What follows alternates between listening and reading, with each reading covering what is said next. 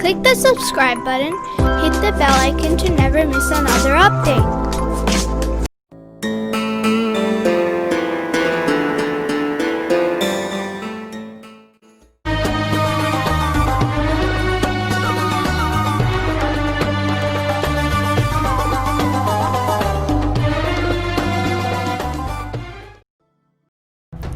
When Mecca was still in the hands of the polytheists and Quraysh, only the poor and slaves saw the truth.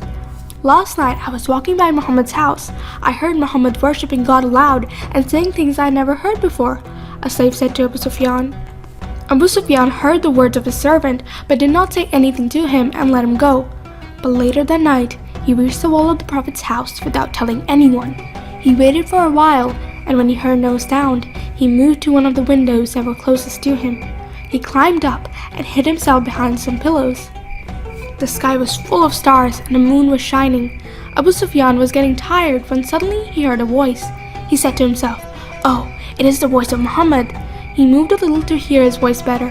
The Prophet was reciting verses from the Holy Quran, and Abu Sufyan forgot everything while he listened to the beautiful voice of the Prophet. Suddenly, he saw Abu Jahl come out of the darkness. Abu Sufyan said, "What are you doing here, Abu Jahl?" Abu Jahl laughed and said, "I see that you have come here as well. Let's leave before he finds out." They set out on the streets of Mecca. "Believe me, I know Muhammad is the most truthful person, but I will never believe in his religion," Abu Jahl said. Abu Sufyan asked, "Why?" Abu Jahl said, "I know that Muhammad and his family will become powerful if everyone starts following him, and we will be left with nothing." Every day, the number of followers of Prophet Muhammad increased, and the polytheists felt more and more threatened, and therefore took every opportunity to torture the believers. The polytheists first began by torturing the slaves. They tortured and flogged any of the slaves who followed the religion of Prophet Muhammad. Those poor slaves were tied to wood, their clothes removed, and they were tortured under the hot sun of Mecca. When the problem became worse, the Prophet told a group of his believers to leave Mecca and go to another land. The Prophet said, "The king of Abyssinia is called Najashi, and he is a righteous and just man. He will help you." The Prophet appointed Ja'far Tayyar as the leader of the group. Ja'far set the time for the move. There were 28 men in the group. Some came with their families. At midnight, the small band of followers started moving secretly. They boarded a ship and sailed towards Abyssinia. The next day, the news broke out in the city. The Qurayshi elders held a meeting. They all believed that they should hunt down the immigrants and kill them. Walid put a lot of jewelry in a precious box to give Najashi as a gift in return for the immigrants. Amr As and Walid were very intelligent and cunning. The two set off towards Abyssinia with a lot of wealth and jewelry to give to the king.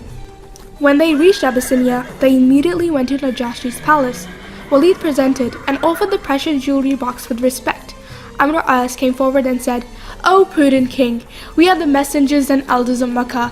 We have come to inform you that some rebels have escaped from Mecca and come to your country." "What? But those immigrants seem very nice to me," Najashi replied.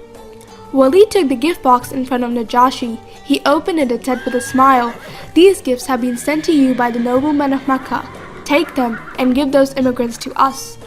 Najashi said, "I can't give a command unless I speak to the leader of this group." Then he ordered, "Bring a representative of this group to me." Ja'far Tayyar respectfully stood in front of Najashi and said hello. Najashi said, "Tell me who you are and what do you have to say against the messengers of your land?" Ja'far said, "We are neither slaves of these messengers, nor owe any debt to them. Ask them if you have shed any blood." "No," said Amr al-As. "That's not the case. They are not slaves and didn't shed any blood or owe anyone. We were ignorant, we worshipped idols, we ate raw meat, we buried our daughters alive, but eventually God sent us a prophet and commanded us not to sin and do ugly things."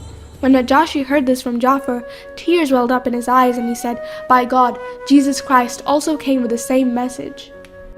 Then Najashi told Ja'far, "You can live here as long as you want, freely and without any harm."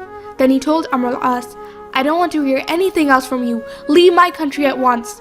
Amr al-As and Walid returned to Mecca ashamed.